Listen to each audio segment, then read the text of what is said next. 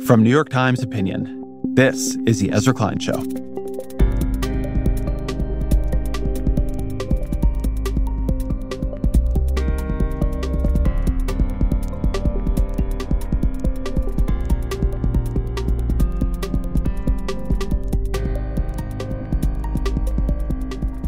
Everything I'm about to talk about is hard to talk about. It is hard to talk about because it's personal to me. It's hard to talk about because it's happening in the midst of an active, hellacious war. And it's hard to talk about because even when there is not a war, this is just hard to talk about. Maybe I'll start here. I think something we're seeing in the politics in America around Israel right now, I think it reflects 3 generations with very different lived experiences of what Israel is. You've older Americans, say Joe Biden, who saw Israel as the haven for the Jews, and who also saw Israel when it was weak and small, when it really could have been wiped off the map by its neighbors. They have a lived sense of Israel's impossibility and its vulnerability and the dangers of the neighborhood in which it is in. Their views of Israel formed around the Israel of the Six-Day War in 1967, when its neighbors massed to try and strangle Israel when it was young, or the Yom Kippur War in 1973 when they surprise attacked Israel 50 years ago.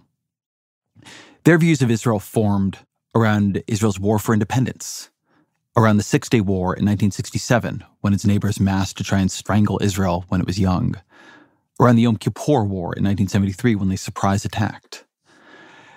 Then there's the next generation, my generation, I think. And I think of us as this straddle generation. We only ever knew a strong Israel, an Israel that was undoubtedly the strongest country in the region, a nuclear Israel, an Israel backed by America's unwavering military and political support. That wasn't always true, at least not to the extent now. In his great book, The Much Too Promised Land, Aaron David Miller points out that before the Yom Kippur War in 1973, Israel ranked 24th in foreign aid from the U.S., 24th. Within a few years of that war, it ranked first, as it typically has since. We also knew an Israel that was an occupying force, a country that could and did impose its will on Palestinians. And I don't want to be euphemistic about this. An Israel in which Palestinians were an oppressed class, where their lives and their security and their freedom were worth less. But we also knew an Israel that had a strong peace movement, where the moral horror of that occupation was widely recognized. We knew an Israel where the leaders were trying, imperfectly but seriously and continuously, to become something better, to become something different, to become in the eyes of the world what Israel was in its own eyes. A Jewish state, but a humane and moral one. And then, as Yossi Klein Halevi described on the show recently, that peace movement collapsed. The why of this is no mystery. The Second Intifada, the endless suicide bombings, were a trauma Israel still has not recovered from. And they posed a horrible question to which the left, both in Israel and in America, had no real answer then or now. If your story of all this is simplistic, if it is just that Israel wanted this, it is wrong. But what happened then is Israel moved right, and further right, and further right.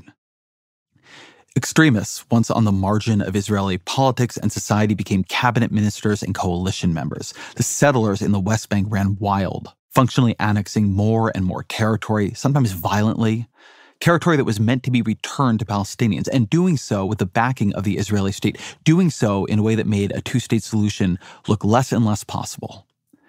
Israel withdrew from Gaza, and when Hamas took control, they blockaded Gaza, leaving Gazans to misery, to poverty.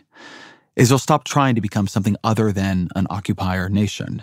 It became deeply illiberal. It settled into a strategy of security through subjugation, and many in its government openly desired expansion through expulsion. And so now you have this generation, the one coming of age now, the one that has only known this Israel, Netanyahu's Israel, Ben-Gvir's Israel. I've been thinking a lot about the panic in the Jewish community, about what gets shorthanded as anti-Semitism on campus. And there is anti-Semitism on campus and on the left and on the right. Always has been. But to read only the most anti-Semitic signs in a rally, to hear only the anti-Semitic chants, can also obscure what else is happening there. If it's just anti-Semitism, then at least it is simple. They just hate the Jews. They hate us. They always have. They always will. But a lot of what is happening at these rallies is not just anti-Semitism.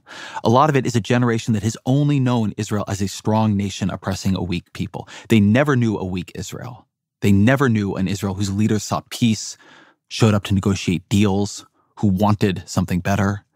And I am not unsympathetic to the Israeli narrative here. I believe large parts of it. We have an episode coming soon on the many failures of the peace process. And the Israelis who say they did not have a partner, they are right. But that does not justify what Israel became. And there are consequences to what it has become. There was this Pew survey in 2022 that I find really telling. It found that 69% of Americans over age 65 had a favorable view of Israel. But among Americans between ages 18 and 29, young Americans, 56% had an unfavorable view. As it happens, American politics right now is dominated by people over 65. But it won't be forever. And there were many of us who warned of this exact thing happening, who said if you lose moral legitimacy, you will not have the world's goodwill when you need it most, who said it is a problem for the Jewish state to not be seen, to not be a moral state, that it is a problem geopolitically, and that it is a problem spiritually. Because for Jewish Americans, and I am one, Israel isn't simply a question of politics, it is the Jewish state. So what does what Israel is say about Judaism? What does Judaism say about it? This has been an almost exquisitely uncomfortable space. To believe Israel had become something indefensible on 10/6, to know that it needed defenders on 10/7, to know that anti-Semitism is real, and every century seems to have its air of butchering the Jews. To believe deeply that Jewishness is about how we treat the stranger, is defined by the lessons of exile, and to see the Jewish state inflicting exile on so many, to value all lives, and see so many of our one-time allies devaluing our own. Throughout these last few months, I've been extremely moved by the sermons of Rabbi Sharon Brous of Los Angeles' Kfar Synagogue. She has a book coming out called The Amen Effect, which you can and you should pre-order. I've read some of it. But I got to know her through these sermons, which did something very few people have been able to do, at least for me, which is to find a prophetic voice rooted in the Jewish tradition that can hold this complexity, these questions of Israel, both in critique and defense, of Jewishness, of liberalism, of anti-Semitism, of identity. And so I asked her to come on the show to try to talk through topics that, to be honest, I'm not all that comfortable talking about at all. As always, my email, EzraKleinShow@nytimes.com.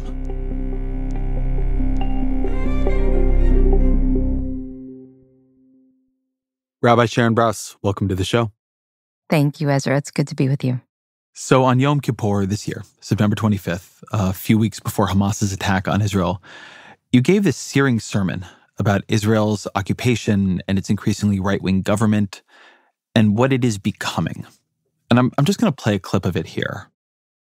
Telling the truth, very simply, is essential to healing.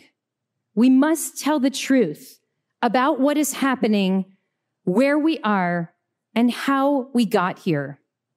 I'm speaking right now especially to those among us who, like me, see in Israel a miraculous national renaissance. We who celebrate the astonishing revival of the Hebrew language, who take great pride not only in the safe haven, but also in the startup nation, the flourishing of Jewish art and ideas and culture, the rebirth of academies of Torah learning, the bounty and the promise, the beauty and the bravery, even or especially in the face of grave threats, the realization of the Jewish National Liberation Project. All diagnosticians must take a serious effort to set aside our cognitive biases and see what is truly before us, rather than what our implicit bias orients us toward. But when we do, only then do we see that this government and its maximalist agenda are the natural outcomes of a growing extremism in Israeli society, manifesting most egregiously in more than a half century of occupation. 56 years of too many people allowing our own trauma and fear to justify the denial of basic rights, dignities, and dreams for millions of Palestinian people living under Israeli rule.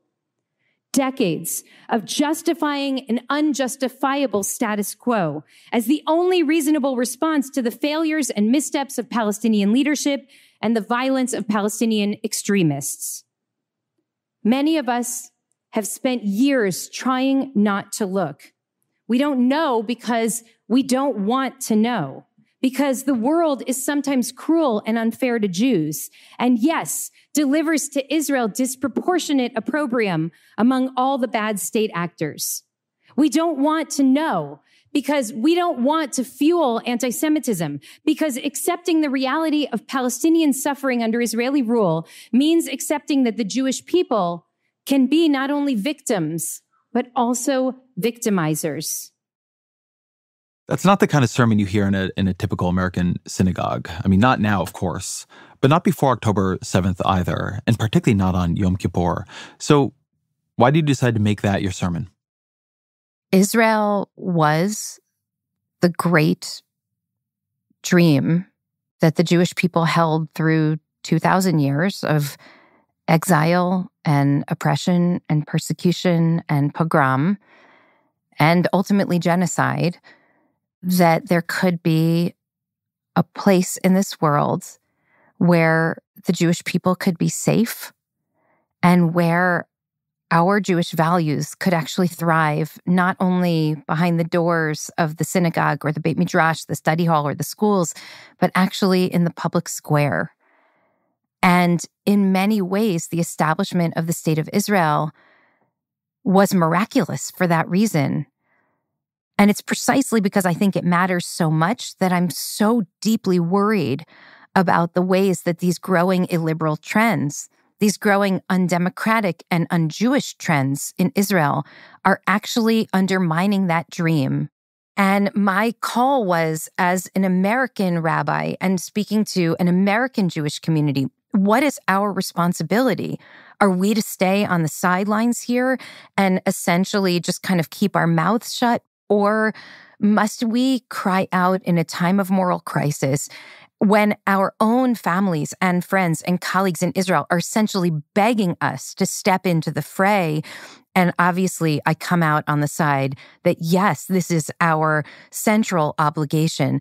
I said in the sermon that we have to fight against Jewish ideological extremism with as much passion and as much fervor as our grandparents fought for the establishment of the state in the first place after witnessing their entire families and communities decimated in Europe, that we needed to dedicate that much resource into actually fighting for the future of Israel as a democracy and as a just state. You went on to talk about a ceremony in Israel earlier this year on their National Remembrance Day. Can you tell me about that, the stories you heard and what you saw then?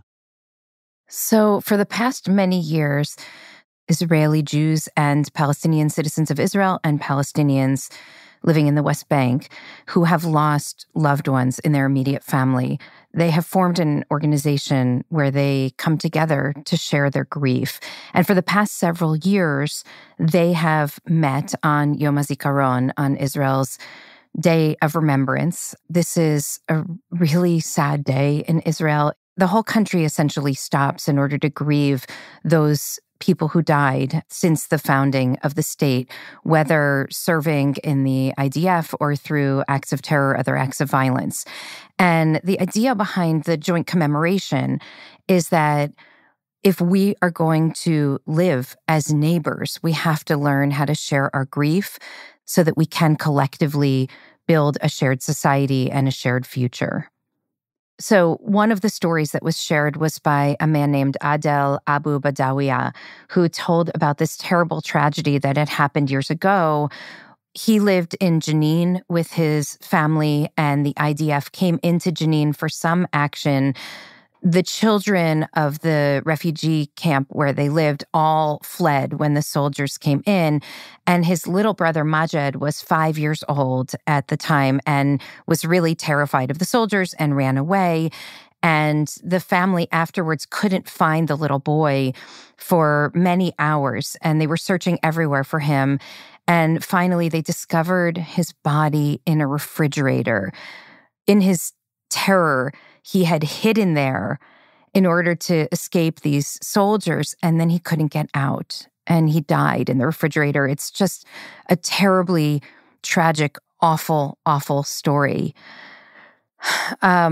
Among the Israeli speakers who spoke was a professor from Tel Aviv University, a man named Yuval Sapir, who talked about his sister Tamar, who was a young newlywed in the 90s when a Palestinian man blew up the bus that she was riding in downtown Tel Aviv. And many of us have memories, and some of us even friends and loved ones who died in the era of bus bombings in the late 90s and early 2000s. And he talked about the black hole that opened up when his beautiful sister died. And there are many other stories like this. And to think these are the people in this conflict who have lost the most, and they are willing to stand together and to offer their stories as a testament not only to what they've lost, but to what they hope can be recovered, which is some kind of shared sense of humanity, even from the depths of the darkness. What happened this past year, and for several years, it's been extremely controversial because many people in Israel feel that this is a sacred day to honor Jewish pain and not a time to be building bridges with Palestinian neighbors. But this past year, the protests were worse than they had been before. Thousands of people gathered together in Tel Aviv for this joint forum, and there were protesters who were outside who were honking horns and screaming and protesting, doing everything they could essentially to drown out the words of the speakers. And this is particularly heartbreaking because what you have is Palestinians who are standing up in this forum and Israeli Jews standing up to share the stories of the deaths of their loved ones and how their hearts are shattered and how even still they hold the hope of a better future. And their voices are being drowned out by these protesters who are so threatened by the idea of shared grief that they really want to shut it down at all costs. I took the center of this sermon as not being the critique or description of what was happening in Israel. I took it as being about what people in your congregation and more broadly, and I'll put myself in this category as well, were doing with it. And to quote you here, you said, "Many of us have spent years trying not to look. We don't know because we don't want to know." And that approach to resolving this almost like unbearable cognitive tension here, cognitive dissonance, simply looking away. I'm Jewish, I'm not Israeli. I don't have traction on this. I'm not there. I'm not exposed to what they're exposed to, and I don't have a vote. I think that became very common. I'd like to hear you talk a bit about that, about watching that happen among people you knew cared about this issue, and how you were trying to speak to that. First, I think that the fear of being an American Jew or a diaspora Jew and speaking out against Israeli policy or a rightward trend in Israeli politics or Jewish religious extremism is legitimately scary. We understand how antisemitism works in the world, and we understand the way that Israel does receive disproportionate opprobrium among all bad state actors in the world. And so it's scary to speak out and to feel like we might be contributing to a dynamic that is fundamentally unfair and unfair to our family. So that's the first piece. But even more than that, I think for many American Jews, the obvious response to Israel's rightward shift over these years was just to disengage and invest as much as we could in the fight for racial justice, economic justice, climate justice, all of the things that we feel are central to our own self-understanding and to our understanding of the kind of world we want to build wherever we were. And so what we saw was a profound disengagement from Israel that essentially frayed the bonds between these two communities. You know, this is a very small global Jewish community, and the two great population centers are Israel and the United States. And the rift that we've seen between the two communities has been real and profound and is a values rift. And that's something that has been very worrisome over the course of the last couple of years. And I believe that this anti-democratic trend is not only anti-democratic, but it's fundamentally un-Jewish. That the values that are core to our self-understanding as Jews in the world, which we derive both from Torah, from thousands of years of Jewish tradition, and from our history of persecution, of exile, of genocide, that we have formed a core set of values that are being undermined by those voices that come from the extreme in Israel. And even as those voices have become more dominant in the government, I do not believe that they are representative of the population of Israel. And the proof text to that is that I don't know another country in the world that has had this kind of civil disobedience that stopped literally only because October 7th happened and it wasn't safe for people to gather en masse in the streets, and everything kind of shifted in that moment. But I don't know of any other place that we can point to where the people have risen up with such fervor week after week after week for 10 months straight in order to say, you do not represent me. So I don't think it's fair for the world to characterize Israel as taking this dramatic, hardline, messianic, ethno-nationalist turn, but rather that there is a very significant, dangerous core that has risen in power and found its way into the Knesset, into the halls of power, and found its way into the street. And it's our job to make sure that they don't become representative of the population. You called this anti-Jewish. And one question I want to ask, because it's a question that I've been wrestling with, is whether that's true.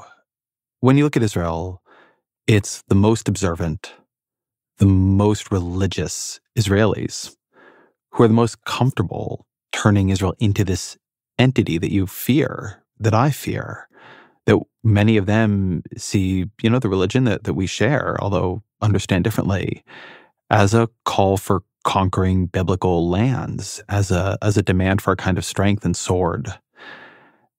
You're a rabbi. There are obviously rabbis on the other side of this. What are you reading differently than these, to be fair to them, very learned rabbis there are seeing? Yeah, this is a really important question.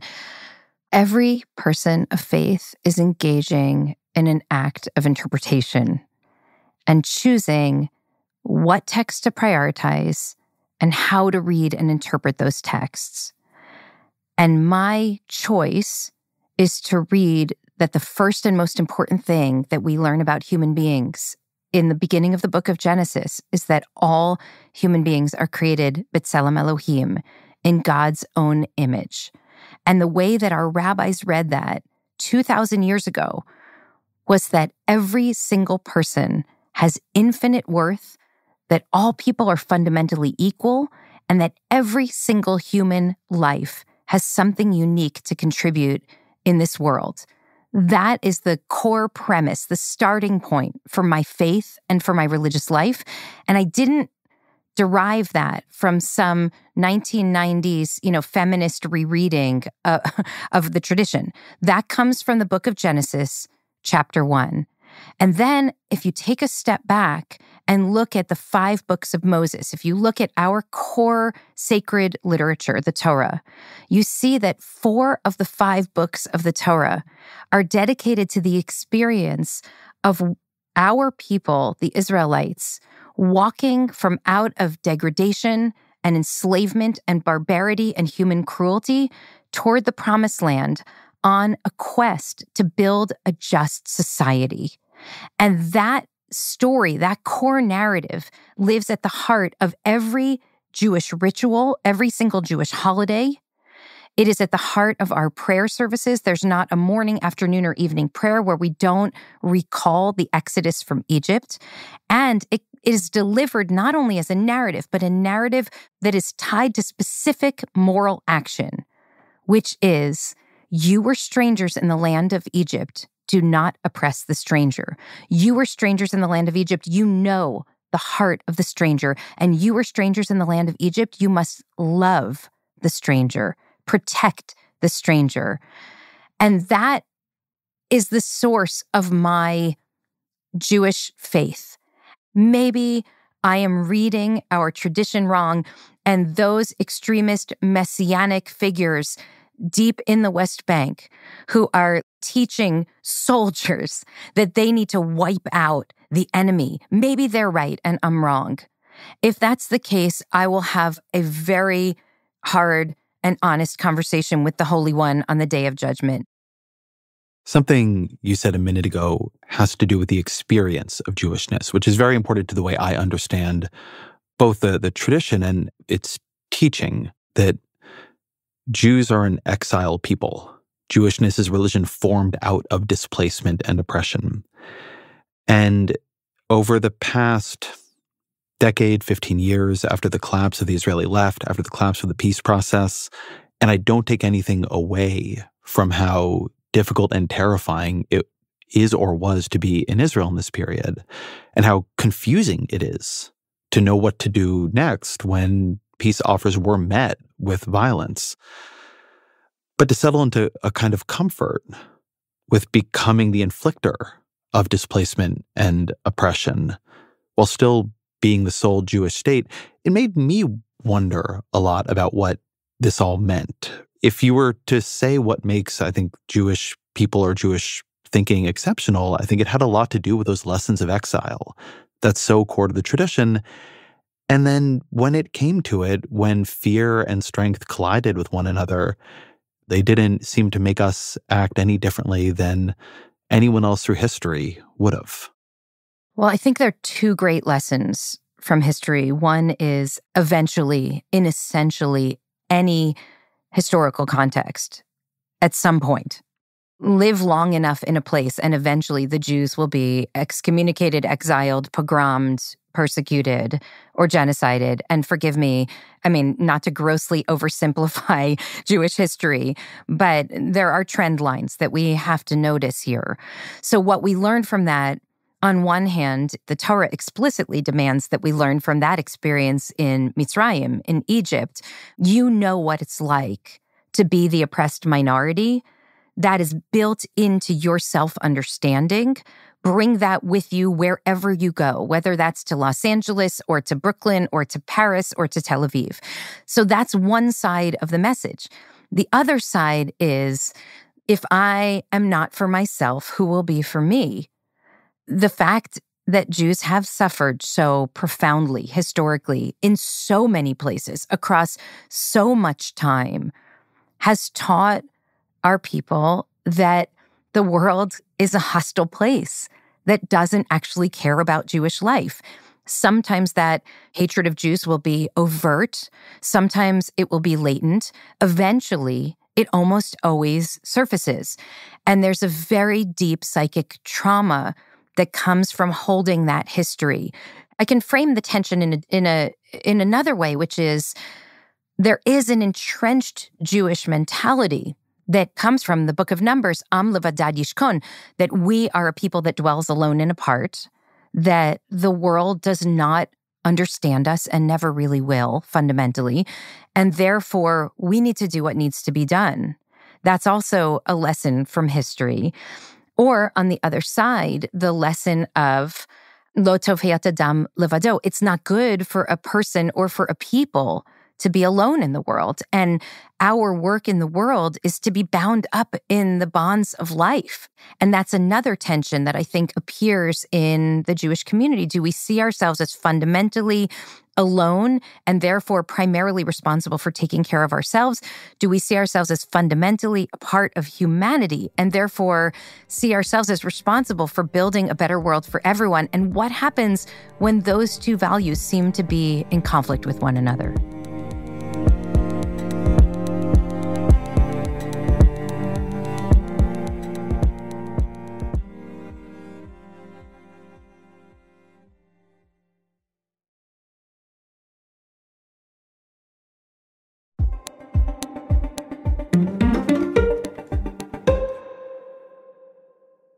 So that is where, and I think it feels weird even to try to inhabit that space now, but that is where your sermon was, where I think a lot of us were prior to October 7th.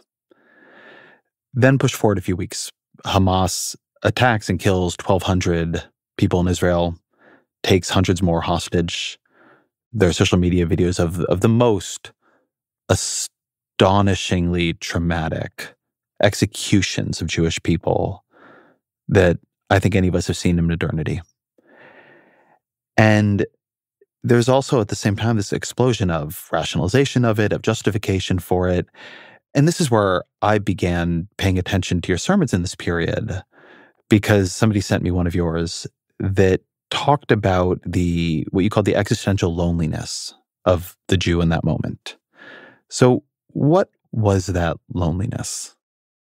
As you said, the violence of October 7th was absolutely staggering. And I remember thinking in those early days, could we fathom another civilian population anywhere in the world, of any other nation in the world, in which massacres at that scale would lead not to some kind of condemnation, but instead to celebration in the street? And I actually don't believe that we can fathom such a thing. And I think that part of the loneliness, especially for those of us on the left, we felt like we were part of an anti-racist movement. We felt we were part of a movement working toward a just society. And obviously, in those spaces, any kind of atrocity committed against a civilian would be outright condemned. And I think what it has awakened in many American Jews is a very painful acknowledgement that we thought we were part of a movement, we thought we were part of a worldview that now it's clear doesn't think that we are part of it. And that's very, very painful. And that's really something new for this population. Sometimes, and it's actually something you say in that sermon, sometimes it can be easy to miss who was there because it was so shocking who wasn't. For everything we've been talking about, I think the answer to this community of Jews in America who are liberal, who want Israel to be more liberal, who think there are other ways forward, has always been, and I mean, this is a big split, both generationally and geographically in Judaism, you're naive. Mm-hmm. You don't live here. You don't know what it's like. You don't know what these people are like. You are naive. The world you are painting would be nice. It is not possible. And you would hear it often from older Jews. You did not live through what we lived through. You think you are safe. You are not. You're naive. We have to be strong. We have to at times be brutal, because if we are not, this will come back and it will kill us. And I do think one very difficult reckoning I've seen a lot of people going through is, was I naive? Were these other voices right? I have been asking myself that question from the moment that I heard what was going on in Israel on Shabbat morning, October 7th. And here's how I have come to understand it. Many of the people who have been critical of me as a progressive rabbinic voice in America, of me and my colleagues, accused us for years of downplaying an antisemitism that they believed was always a part of movement spaces and a part of the broader population. And on some level, they were right. I really wanted to believe that there's not a Nazi hiding under every rock. And so I saw hints of really problematic ideology hovering under the surface, and I fought very hard to believe that those were only small exceptions and not reflective of a bigger looming catastrophe. And also, I was right. And we were right, because given the ever-present reality of that latent antisemitism previous to October 7th, latent, the only thing that we could do is reinvest in relationships and double down on the work and recommit ourselves to building a shared future there and here that is a just future for everyone. Your next sermon was built around a reading of the story of Avram and Lot. Tell me that story and what you took from it. This is the story that comes in the book of Genesis when Abraham has established himself in the land, and he came with his nephew Lot and with his wife, Sarah. And Abraham, we meet him many times in the course of this Torah portion. It's called Lech Lecha. And we meet him as a husband, as a father, as a businessman. But once his nephew Lot is kidnapped, he's abducted in the war between the kings, all of the sudden, he's called Avram at that time, Avram's identity shifts. He's no longer just a husband, a son, a warrior. He's now a Hebrew. And so the question is, what does it mean to be a Hebrew? And what does it mean for a moment in time to shift our own self-understanding? I'm looking at Genesis 14:13. Avram ha'ivri, Avram the Hebrew. The way that I read it this year in light of October 7th is that there are certain wounds to the spirit that are so profound that they actually prompt a fundamental change in our identity. That once this wound hits, we see ourselves differently than we did before, a shift in our own self-understanding. And I see this. I've seen this in many American Jews who describe that after October 7th, they understand themselves differently. There are people who have never stepped foot in a synagogue and who would never take their family vacation to Israel, who all of a sudden say us and we when they're talking about what happened on October 7th and afterwards, who are talking about being a part of this people in a way that even takes them by surprise. We have been changed by this moment. And my argument in that sermon was that there are two sides to this new identity.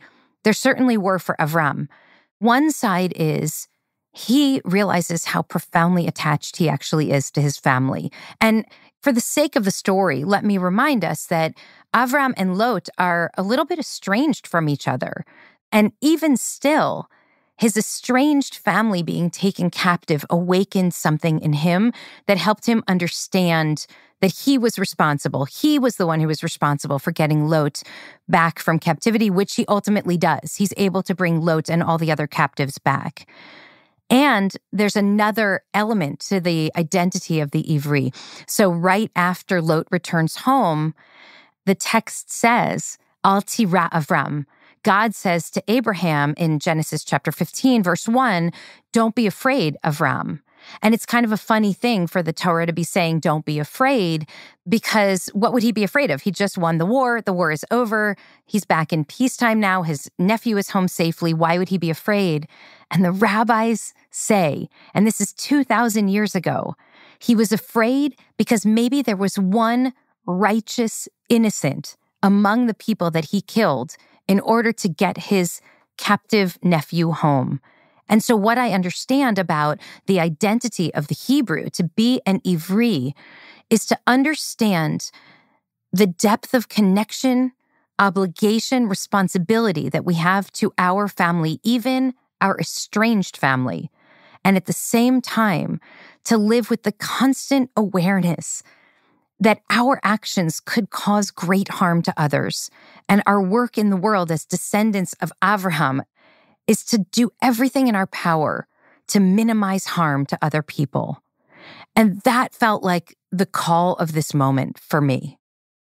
Well, what I hear in that is these two very deep sides of not just Judaism, but many traditions and many groups, which is the, for lack of a better term, the tribal and the ethical. Having very deep, visceral commitments to your own kin, however you define that. And how you balance that then with an ethical, a creedal, a spiritual code that in theory is binding you to each other. And I guess as a question of practice, not just a question of teaching. How do you understand doing that? It's very hard to hold both of these truths at once. And when we're in trauma and in grief, and we are grieving now, we are in Avelut, we are in a time of mourning, it's really important that we take care of our hearts. And not all of the work can be done at once. And so I fully understand a kind of temporary retreat into the tribal and away from the universal for the moment. The danger is staying in the tribal. The research on this is quite extraordinary because it shows that the deeper our tribal connections, the weaker our connections to those outside our tribe. And what I'm actually asking of myself and of us is that we strengthen our tribal attachment at the same time that we strengthen our universalist attachment. And it's extremely challenging to do it. And so I have just taken it upon myself these last 5 weeks to continue to remind our Jewish community that we can be tribal in this moment. We can and we must engage in the side of the identity of the Hebrew that takes care of other Hebrews right now. That's part of what it means to care for your family. And it can never end there. Because ultimately, the problem of the world is that we draw the circle of our family too small. And we know the pain of the world drawing the circle of their family small enough that it excludes us. We must not exclude others ultimately. This reminds me of one of the threads from the sermon you gave a week after October 7th about trying to walk this line. Just an overwhelming feeling for many Jewish people in that moment was a deep sense of fear and isolation, and that if the world is this dangerous, then I have to act accordingly. And you said that we who've been excluded by the narrow scope of others' moral concern must not narrow the scope of our moral concern to exclude others. And you went on to say, just because others have lost their damn minds, we must not lose our damn minds. Tell me about walking that tightrope for you. We know what loneliness and isolation does to the human heart. We know just on an individual basis, and I'm very invested in the work and thinking of Dr. Vivek Murthy right now about loneliness. We understand now what loneliness does to the spirit and to the body of a person experiencing it. Loneliness kills us. It's a sickness in us, and it hurts our hearts physically and spiritually. It makes us retreat. It makes us behave badly. Now imagine that on a collective scale. My concern is that right now, the existential loneliness combined with the utter anguish and shock of the atrocities that were committed, combined with the fear that comes from the scrawl on my neighbor congregant's garage that says, feed the Jews to the pigs. When we encounter this kind of overt antisemitism, and so we're now dealing not only with loneliness, but also with a very real fear for our own safety and security. My fear is that we lead not with our best moral thinking. When we experience how incredibly painful it is to see that our own lives and our families' lives do not matter to many, many people in the world, that many people, including those who we thought were our allies and our friends, do not shed a tear when our elders are abducted and taken into captivity, what we must do, in addition to fighting to get all of those who are captive home immediately, but what we must do is heart work. We have to make sure that we don't close our hearts, because there are also many, many people who don't think that Palestinian lives are worth anything and who don't shed a tear when Palestinian children die. And so how can we, who desperately cry out for the world to take Jewish suffering seriously, not also have our own hearts break when Palestinians are suffering? It makes no sense. And so we must also make sure that we extend our circle of care and concern to include the innocents on the other side of that border who really have nothing to do with this conflict and whose lives are in absolute misery right now. And I know how hard it is to do that at the same time, because there are very few people who are actually shedding tears when both Israeli Jews and Palestinians are dying. There are very few people who are doing that. And it feels to me that that is the essential struggle of this time, because I don't frankly want to hear from the people who are in the streets, who are shouting about decolonizing Palestine, who do not shed a tear when Vivian Silver, a 74-year-old warrior for peace, who dedicated her life to peace, is murdered by Hamas. If your heart doesn't break for Vivian Silver, then don't tell me what you think my heart should be breaking for. And the same is true on the other side for the people who are absolutely devastated by losses to Jews, but then feel it's offensive to even report on the Palestinian children who are dying in Gaza. I'm sorry, but we have lost our moral center. What we have to do is expand our scope of moral concern to find the humanity in one another again. That is the call of our time.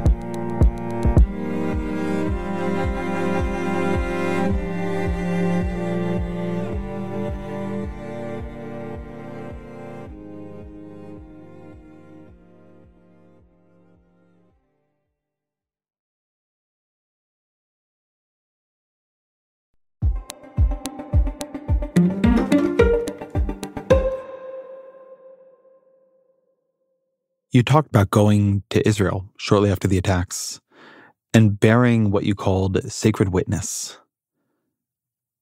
What did that term mean for you? I went to Israel 2 weeks after the massacres, and I went because I had a planned trip. My niece became bat mitzvah. They live outside of Tel Aviv. It was a very scary and hard time, and is, for their family. And my presence, it felt, would really matter to them in that time. And I went because I wanted to see and to hear and to stretch open my heart to the depths of the horror of this reality, so that I could come home and share with my community what I had experienced. The survivors from a kibbutz at the border called Kfar Aza, most of them were relocated to a kibbutz outside of Tel Aviv because about 40% of Kfar Aza, this very peaceful kibbutz at the border, was burned to the ground. And many, many people died and many were abducted.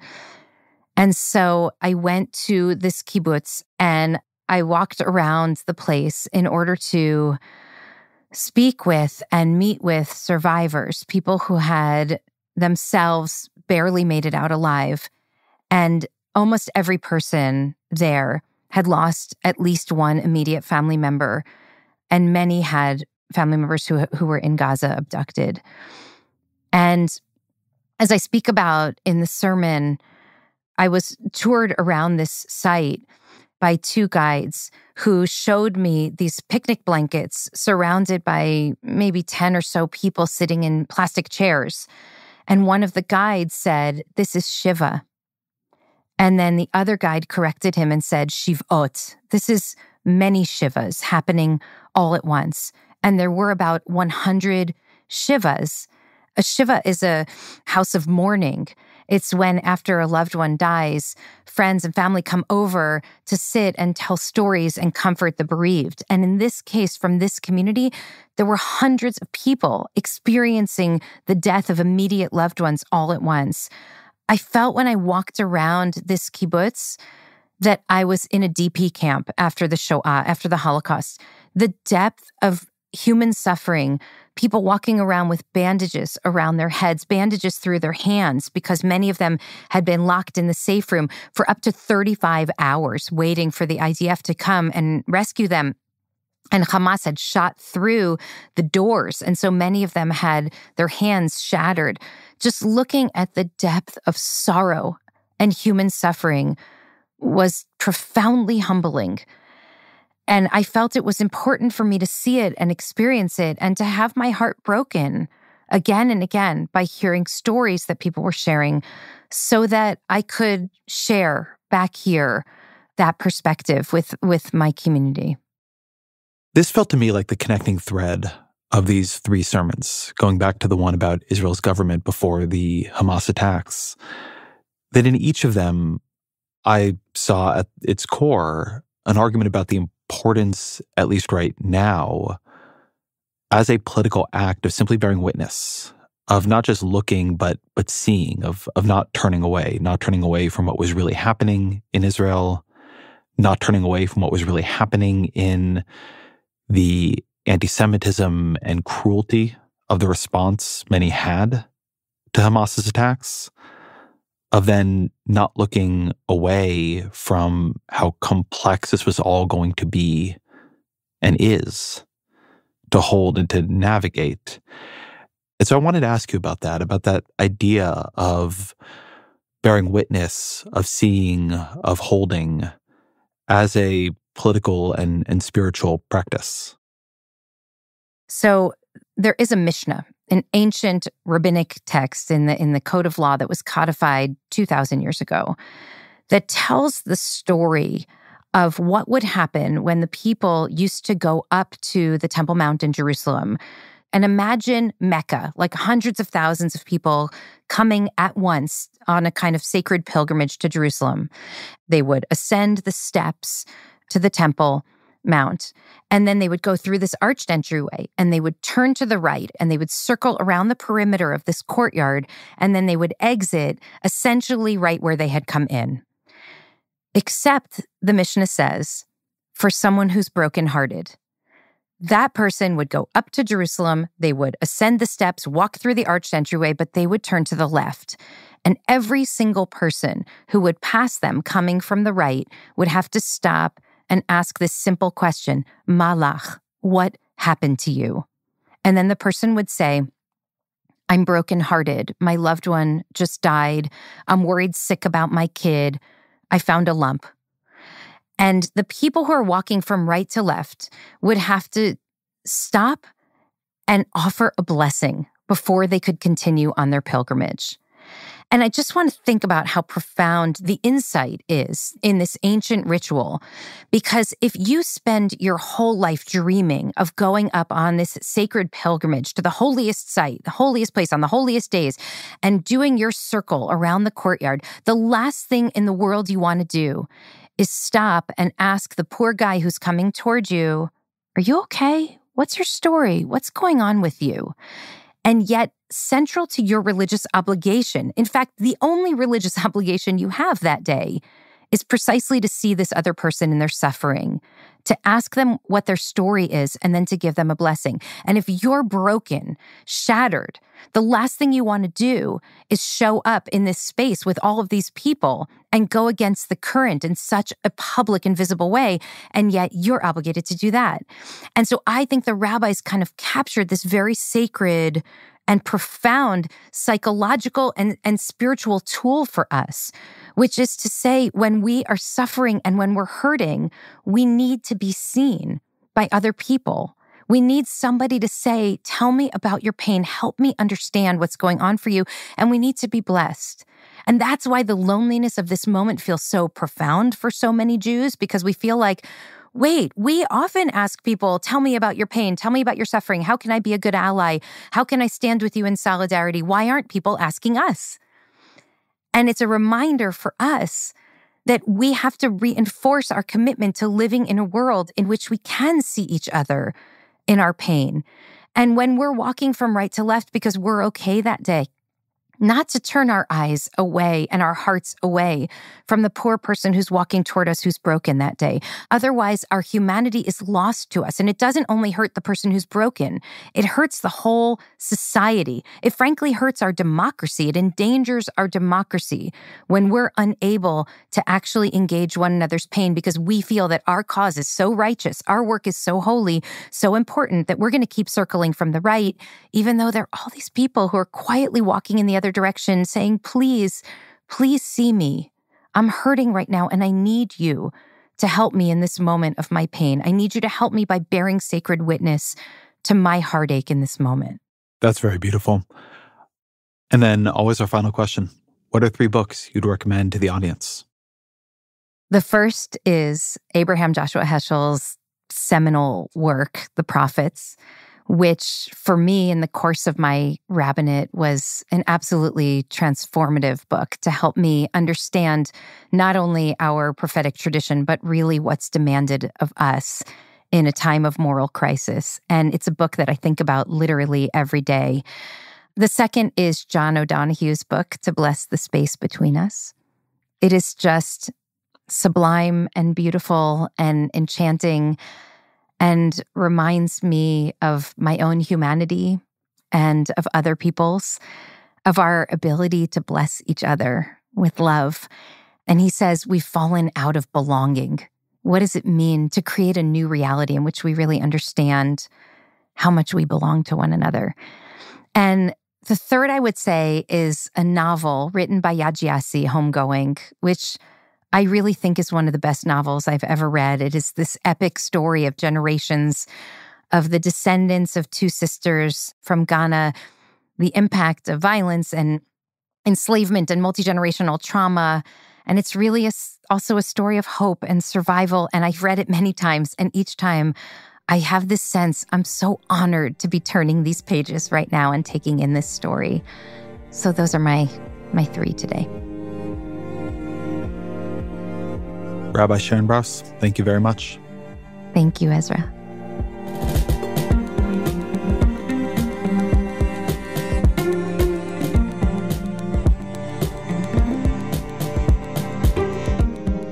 This episode of The Ezra Klein Show was produced by Kristen Lin.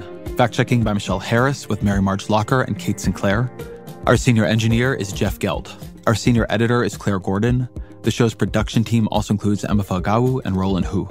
Original music by Isaac Jones, audience strategy by Christina Samolusky and Shannon Busta.